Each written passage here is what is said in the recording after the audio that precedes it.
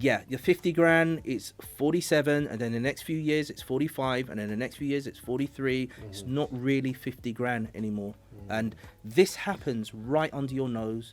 Or you can feel the effects, but you don't know why. You're like, man, I've got no money left. I've got more the money, right? At the end of the month. That's right. And I'm like, what's going on? Like, how is this? And people are sitting there thinking, I don't know what's happened. I've done my weekly shop. I've paid my bills. I've got no money. Yeah. That's what's happened. Okay.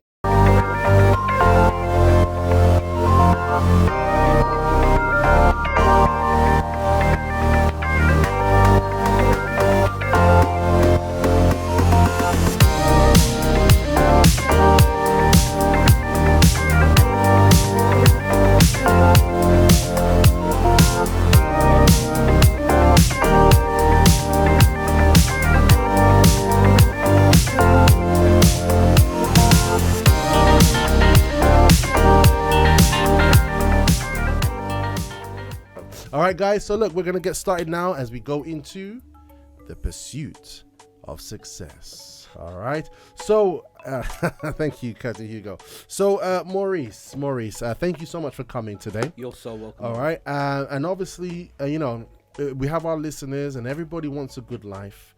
Everybody wants to build a life of quality. On the show, we have guests, we have interviews that, share their journey, share things they've done, give tips. And you have done something quite remarkable, where you've kind of summed up everything, some of the process, the education, to growing wealth in terms of, you call it financial IQ. Indeed. Increasing your financial IQ. Yes. All right. And that's a series that we're going to be working on from now on for the next couple of weeks, guys. So it's going to be a real banger.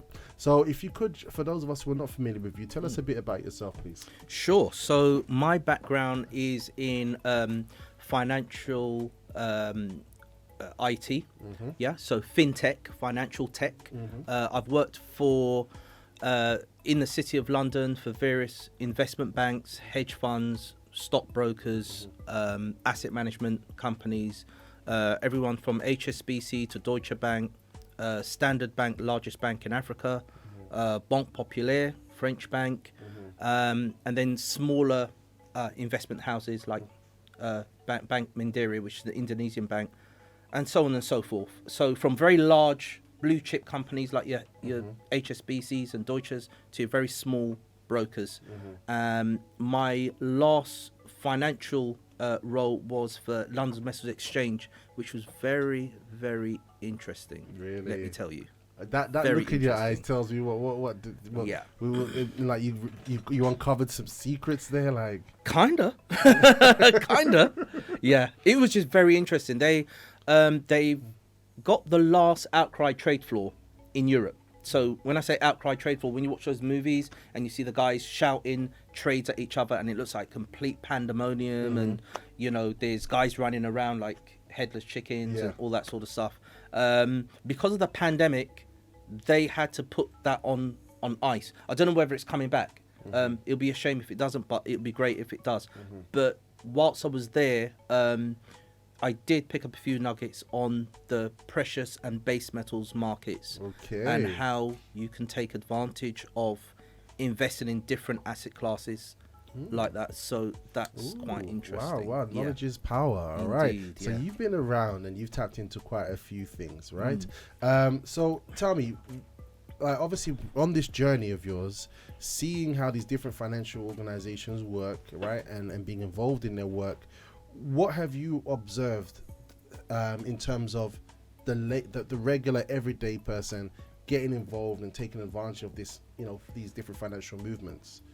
Yeah, so I think for the most part, most people are so busy that they don't have the time to really investigate these sorts of things. Also, just from an awareness point of view, you're not taught this. You're not taught about investing at school, college, or university. So the average everyday person, number one, they are completely aware of what's out there and what they can do. Unaware. Completely unaware what's out there. And number two, it tends to be a bit of a closed shop anyway, right?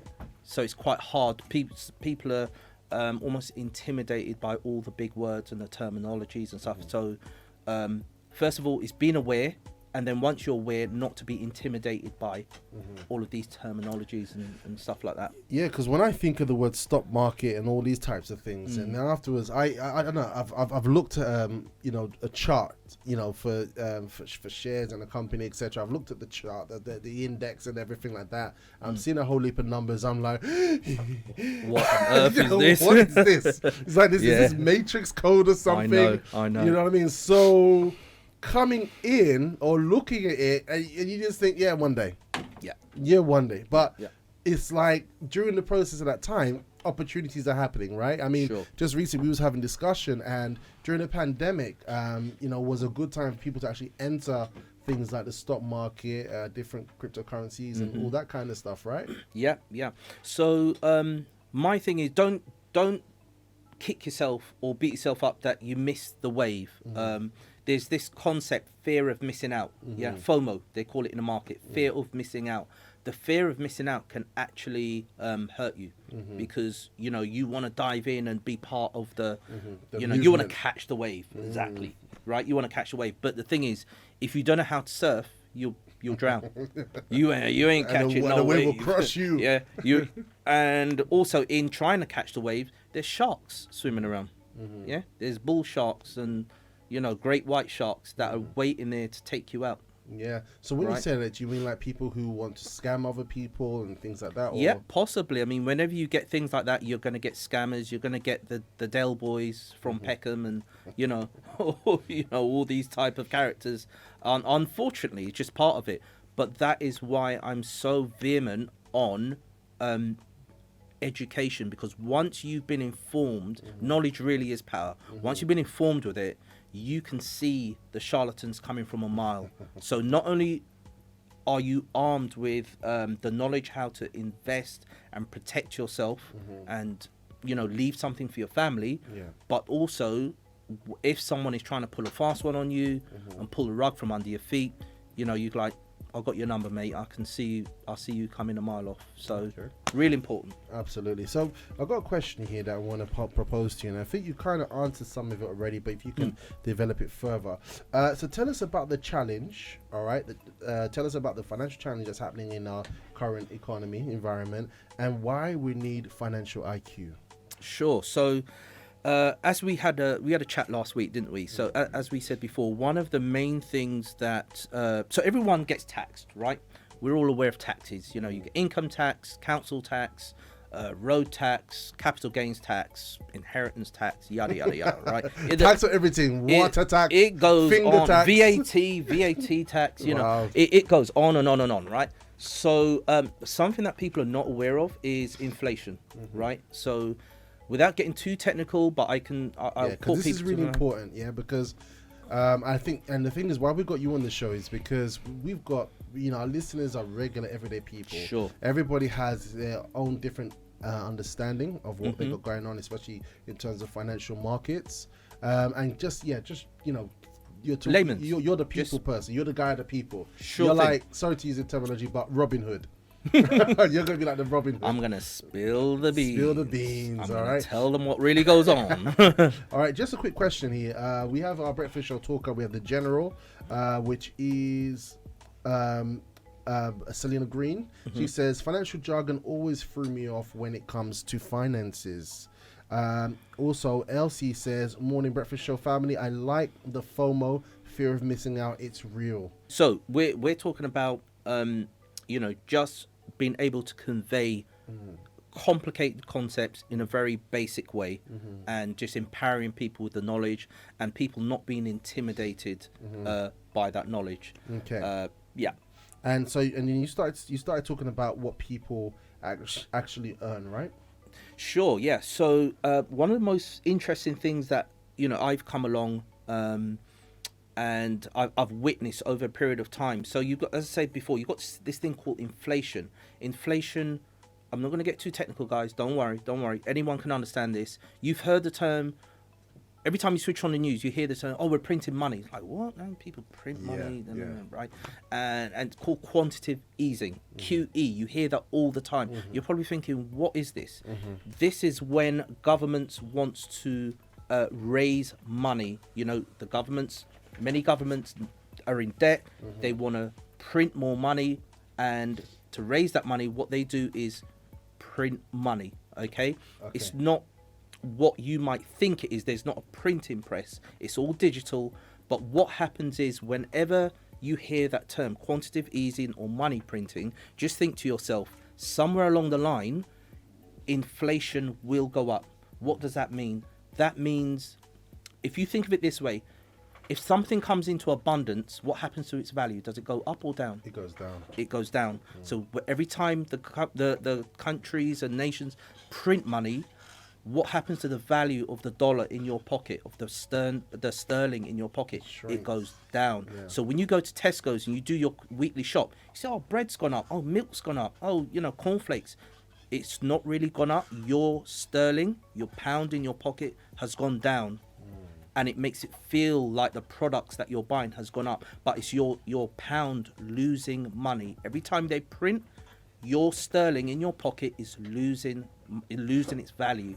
So when you go out to do your shopping, it's costing you more and more. And that in itself is like a hidden tax. Yeah. So, I mean, in saying that, so that means that those who produce our goods, right, and services, they produce our rice, etc., because the value of our current currency has gone down, they need to obviously make profit. They have to break even, so their prices go up to meet the reduction in the value of our money. Almost like that. And also to do with import and export, all nations are importing and exporting, and so it means that as nations export, right, it's costing us more when we're importing from them. Because if you're going on holiday, I don't know, say you go to New York, the pound's gone down. Can you go and get those Nikes, those Yeezys, those Kanye West Yeezys? Not like you could in 2001. Right. So let's think about this. 2006, I went to Barbados, right? My parents were from Barbados. I went to Barbados. $4 to the pound. Okay. Yeah. So for every pound, you get $4. For every pound, I got 4 Barbadian dollars, right? 2 American dollars to the pound. That was 2006. What is it now, right? Half. I think it's like one. I haven't checked lately. It's about £1.37. Yeah. So if I go to New York now and I wanted to go shopping, right? So that's inflation. Yeah. Right. Okay. That's what it's doing. We're printing. If we print more money, in fact, the Bank of England yesterday said, guess what they're going to do? Print more money. What? Last night I switched the news on BBC News, and guess what? They're printing more money. So expect between now and Christmas and beyond, your money in your pocket to be decreasing very, very slowly and gradually. So I can understand if you're saying that. Obviously, the pound coin still remains as the pound coin in our pocket physically, but in comparison to what it can do, its strength is reduced. And correct. So that means then that if I had an income of say £2,000, right, or let's say 1,000, just to make it simpler to process, £1,000. That means because inflation has gone up, that £1,000 is can no longer get me what £1,000 could get me previously. Correct.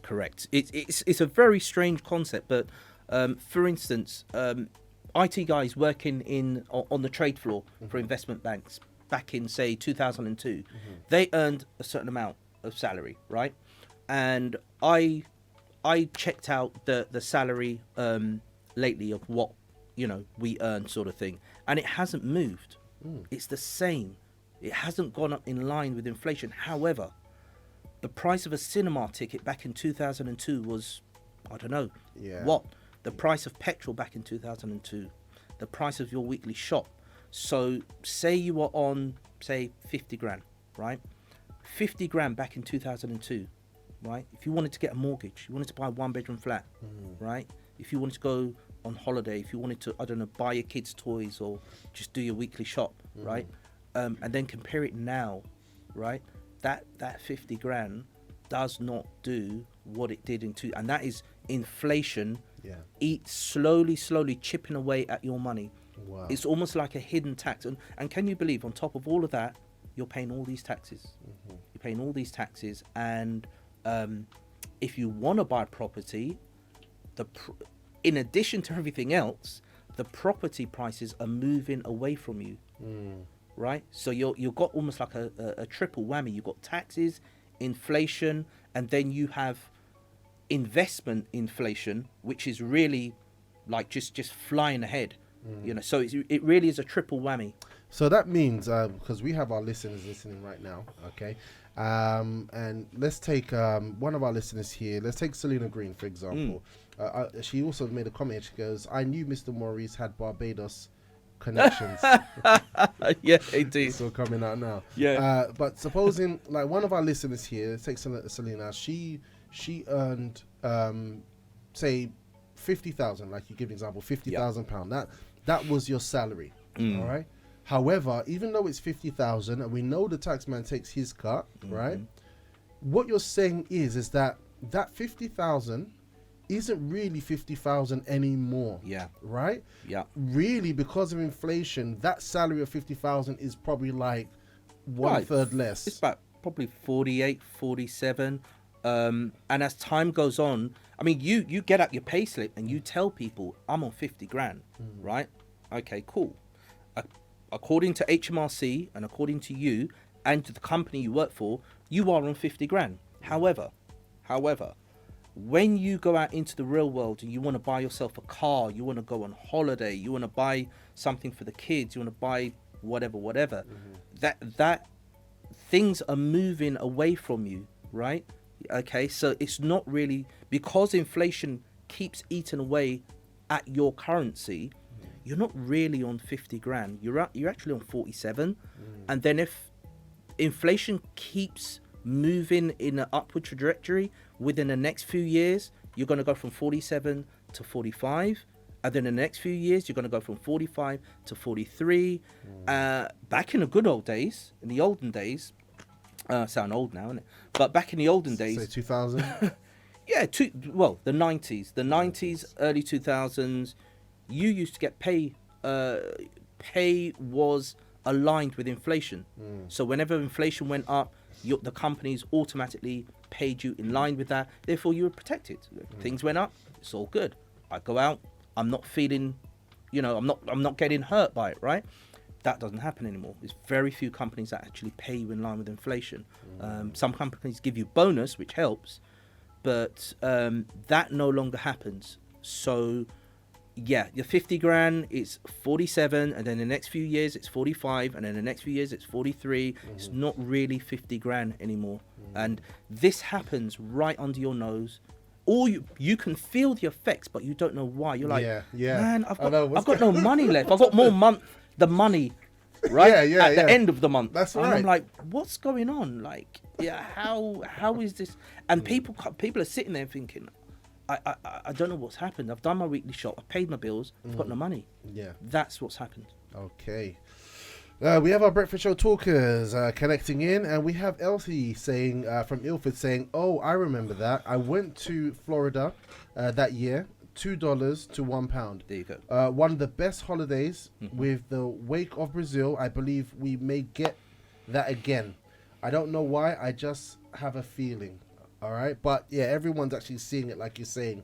All right, guys. So look, I hope this we're kind of doing the groundwork, all right, and showing why financial IQ is important. Because if we keep relying on that 50K a year salary, in the next 3 to 5 years, we're gonna be in trouble. We're gonna be in trouble. No matter where you are around the world, if we're not getting that financial IQ up, learning ways to how can I say, balance things out financially for ourselves, we're going to be in trouble. And many of us may be in trouble already. We're not really, we're feeling it, but we don't understand why it's happening. We don't understand what's going on. So we're going to go more into that. All right. So we're going to take a very quick time out. We're going to go into a lovely rhythm with the one and only Captain Hugo. And after that, we're going to be asking Maurice another question. Okay. And we're going to ask him, what can we do? What can we all do to move towards financial freedom? All right. What can we all do? He's going to be spilling the beans today. Oh, yes. All right, guys.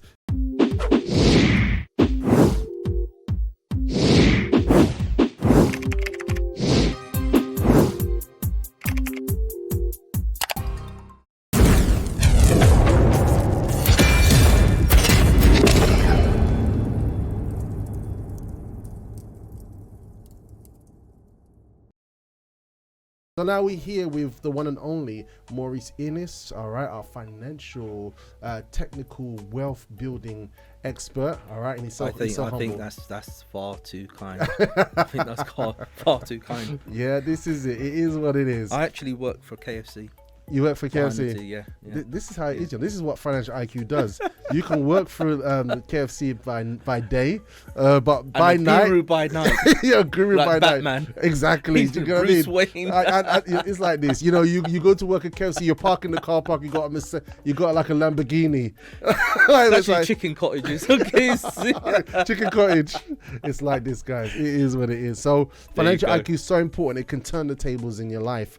So just for the time out, was talking about inflation, what it does, and why this is so important, because we think we actually earn a particular salary or a particular income, but we're not feeling the value of it as we should. We're not seeing it. We do shopping, we do not see the value as we previously did before, and if we don't do nothing about it, if we don't increase our financial IQ, we could be in a very hard and tough situation. All right, so just moving on, and Maurice was sharing some interesting things with us as well, giving a bit of historical insight into inflation, but I think I might do as an extra piece. We'll cover it just very quickly, okay, guys, as we move away from inflation, but I just thought I'd make you aware of this. So after leading up to the Second World War, inflation played a huge part. So what happened was we had the First World War. Germany went to war with Europe. Because Germany instigated the war, Europe and the West basically imposed sanctions on Germany, and Germany then had to do quantitative easing to get out of the problems they had. Quantitative easing. It wasn't called that then, but printing money, printing money. So it came into an abundance, the value of it went down. So if you bought a loaf of bread at, say, 9 o'clock in the morning, that loaf of bread costs, say, 20 Deutschmarks that morning. By 4 p.m., that same loaf of bread, this is how crazy things got, that same loaf of bread costs 40 Deutschmark, German Deutschmark, right? And it got so bad that people were using the dollars to paper the walls. Not dollars, sorry, the German Deutschmark. And the actual combustible value of the currency was worth more than the currency itself. Yeah? So people were taking wheelbarrows of German Deutschmark, literally, you can look this up online, right? Wheelbarrows of German Deutschmark, putting it into their fireplace and lighting it to keep themselves warm. That is how much value it had lost. It's called the Weimar Republic. You can look it up online. I'll put some stuff onto my Instagram and Facebook channels, which I'll tell you guys about a bit later. But that is how crazy inflation can get. And as people got more and more upset about their condition, they voted for someone who said he'll get them out of their troubles, and it was some guy called Hitler. I don't know. Hitler? That sounds familiar. Yeah. So he came along and said, "Hey guys, these guys coming over here, nicking our jobs, taking our opportunities. Look at inflation. Vote for me. I'll get you out of it. Don't worry about it. I won't invade Poland. Don't it's all lies. Just vote for me and I'll fix it all." But this is where it can lead to. Things can get real ugly. So just with printing money, trying to solve problems by printing money. And people, by doing that, people's lives go from normal to desperation. And it makes desperados of us all. When things like that happen, people do desperate things. People do crazy things. You get anarchy. It's true. I'm not trying to, get all. No, but you're literally setting the tone. Why financial IQ is so important, because many times we think we can just overlook this type of education. We think we can just, life will go on. I'll be okay. I'll be safe tomorrow. And obviously, we have faith that we'll make things. To make things good, to make things work. However, knowledge is power, and we need to have that vision of and awareness to stay in control of what we can control. It's really, really important. So the question that we have for you, and I'm sure this is on everybody's mind at the same time, is what can we all do to move towards financial freedom? Sure. So I will say the first thing people do is invest in yourself. Most people will go out. I know of people that have gone out there and they haven't done the investment in themselves. When I say the investment in themselves, I mean the investment as to knowledge, you know, just gaining that awareness of what is available. And they've gone out there and they've put money into something and it's gone badly wrong. Everybody knows about pyramid schemes. There was a famous one. I don't know whether I can mention a name. I don't know whether there's litigation attached to that. But there was a very famous one. It's got the word. It ends in monsoon. But anyway, take from that what you will. But that went bad. Okay, this is what happens. People, due to a lack of financial knowledge, you know, the charlatans come along. The sharks smell blood, right? And they come feeding, and they feed on the people that are just unaware, right? Most people don't even know the sharks are there. So that's what happens. That's why I say the first thing you do is gain financial knowledge. Yeah, invest in that. Once you've got that, you can go out and start making really smart decisions. What should you do first? One entry into taking advantage of building your wealth is the stock market. Okay, the stock market is actually down at the moment. The whole world economy is going through a bit of a shift. However, don't panic. Don't worry about it. The best thing to do is just arm yourself with knowledge of investing in stock. So my thing would be the entry into the stock market today is relatively low. Years ago, you had to go in with thousands. Yeah, that's right. I don't even think years ago. I think like just quite recently, right? Yeah, I think around 2013, 2014, these, you know, as the smartphones got faster and better, platforms and applications started to come out where you could actually trade from your iPad or your phone, and the entry level got cheaper and cheaper and cheaper. So you went from thousands to hundreds. You can even today, you can go in like 50 quid. 50 pounds. 20 quid. 20 pounds. 20 pounds. Yeah, you can wet your feet with, you know, 20 pounds, even 10 pounds. You can wet your feet and just say, right, let's go in and let's see what I can do here. But it's not a game. You don't play around. It's not gambling. What a lot of people do is they mistake gambling for investing, right? And what do I call gambling? Gambling is when you go into something, you have no knowledge of it, and you're hoping that it comes good. That's like me going down to Ladbrokes and putting 100 quid on a 3-legged horse at Cheltenham. It's the same thing. I know nothing about the horse. I'm hoping that my horse comes in, and, you know, if it does, great. If it doesn't, you know, 10-1 odds. You know, so yeah, the difference is when you're investing in something, you know exactly why you're doing it. You've got an entry level, you've got an exit point, and you know everything, or as much as you can do about that particular asset that you're investing in. I mean, is there any particular websites that our listeners can go to, or YouTube channels, or maybe you might have a website that a person can start? Because because I've always had my mind into investing. Yep. But I thought I had to, you know, raise my income to such, you know, in such a place where my goals were to start doing it then, right? But then I realized, no, it's wise to start from where you are, but you have to educate yourself. Educate yourself right? first. Yeah. And I found that when I started to be like, you know, let's get more practical, because we just had the pandemic, and like you said, a lot of things have gone down in price, which means there's opportunity. Right, sure. Because things are at their lowest. The sale, there's a sale on. There's a sale on. When the sale is on, you go shopping. You go shopping. Right? Come February, after Christmas, when your credit card is maxed out. Yeah. Oh, wow. Yeah, when your credit card's like in flames. Yeah. Right. Most people, you know, if they've got some money put aside, they go shopping because of, you know, that's right. It's a no-brainer, right? Yeah. Most people panic when the market drops.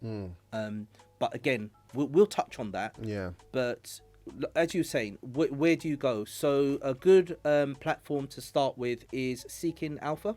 Okay. Seekingalpha.com. Yeah, seekingalpha.com.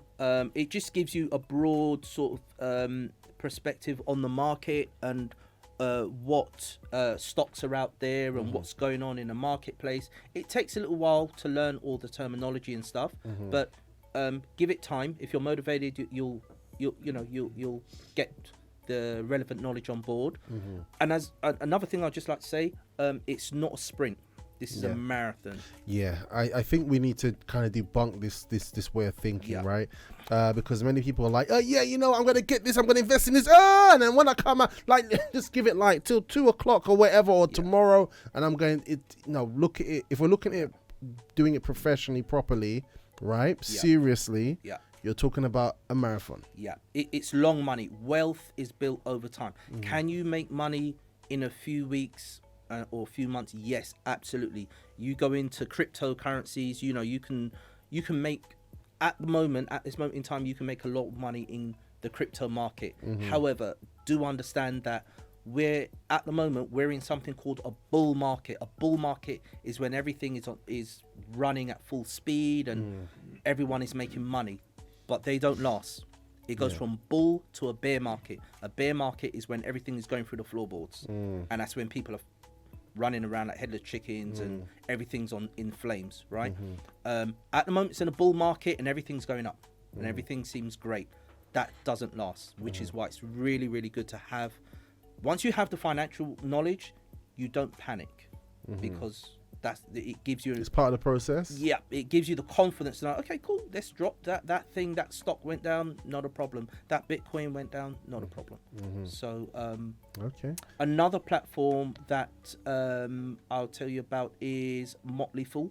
Motley Fool, yeah. Yeah, so Motley Fool, I think, if I'm not mistaken, I think Motley Fool is actually an English founded platform, but like Seeking Alpha, they give you information, tips on what stock you should buy, what investment funds that you can invest in, and the reason why I've mentioned those two platforms is that it's always good to cross-reference your information, right? So if I tell you buy stock in Tesla, don't take my word for it, right? Even though I've invested in stock in the past and invested at the moment, you should never take just one person's. Go away, do your own research, make sure it makes sense to you.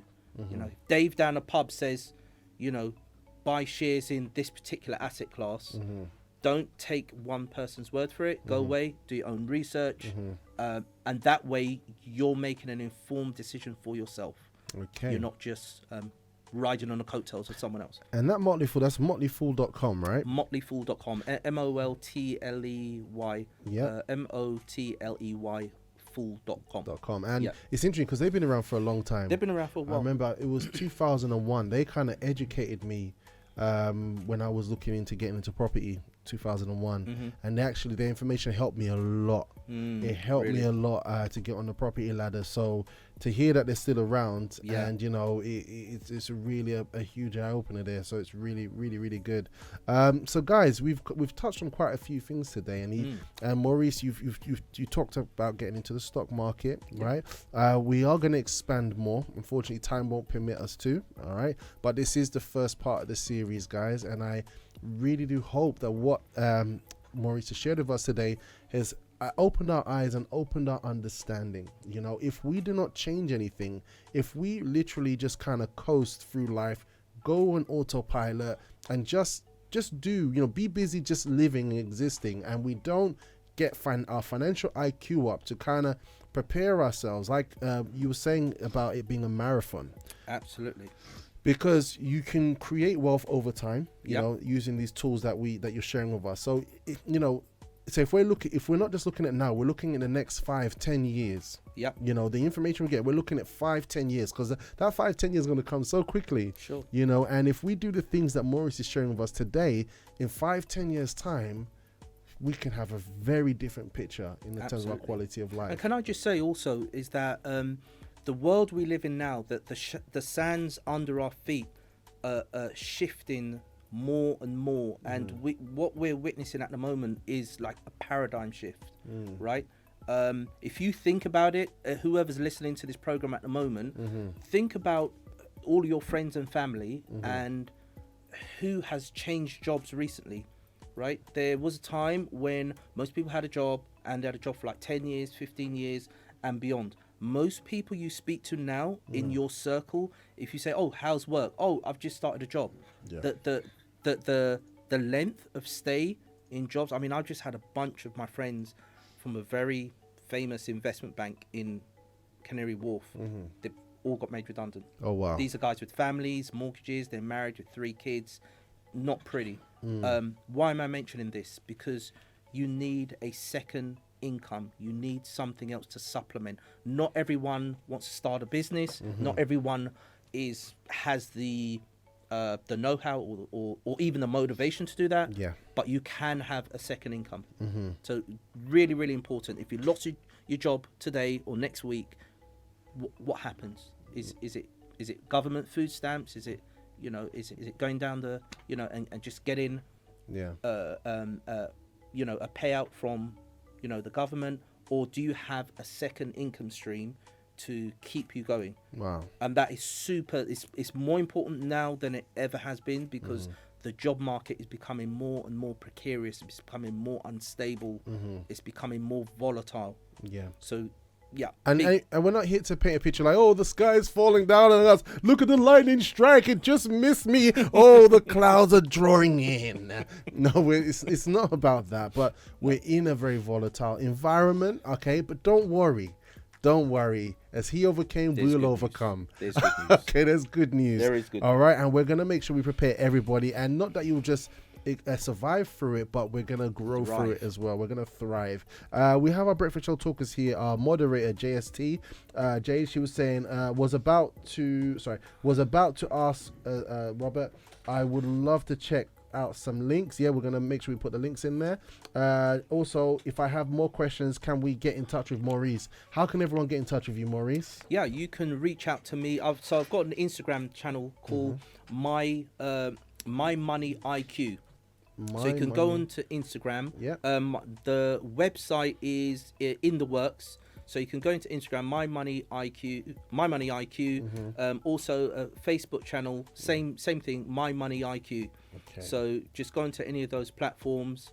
Also, what I'm producing also is infographics and short video clips on different methodologies and asset classes. Fantastic. So you guys can go on there. It's very digestible. It's not crazy stuff. You're not going to be looking at formulas and E equals MC squared, anything like that. Anyone can go on there and digest this stuff. Brilliant. And say, you know what, in fact, when you guys actually discover what is out there, you're going to be like, really? It's like, for me, it was a revelation. Oh, wow. So there's a lot of hidden information out there, first of all. There's a lot of stuff you're not told in university, you're not told in college, you're not told on the BBC News. They only give you the bad stuff. Yeah. Right? And there's a lot of little nuggets out there that is not, in some ways, deliberately not given to you. Okay. All right, guys. So take advantage of that. I put the links into the live chat for you to copy paste them and connect to them. We will also have these links in the YouTube interview as well for you to connect straight through to Maurice as well as the Facebook, and you've got everything there. Everything you need is there. We're gonna continue this, all right, and we've got more of our breakfast show talkers. It's just going off the hook. All right. Everyone's just talking, saying thank you. Really helpful from Tobias, Fatima from France, Toulouse, Jeanette from Africa. This is so true. One income is no longer enough. Look, guys, it's enough. We've run out of time, okay? But next week, we're going to have Maurice coming in again, and we're going to be going in and continuing to increase your financial IQ, okay? I hope this has helped you. I want to give everybody a challenge, yeah? If you guys can see, if you can put aside between now and next week, 30, 40, 50 pounds. Yeah? Indeed. Yeah. And you can give them a challenge next week on what to do with it. Sure. Yeah? Absolutely. So we're gonna work on that. So that's a challenge that we're putting out there. So definitely let's follow us through. Do so, and don't forget to subscribe so you keep up to date with all the information and connect to everything that we've got going on up in here. Until then, guys, God bless you. Ciao for now. Ciao, Bella.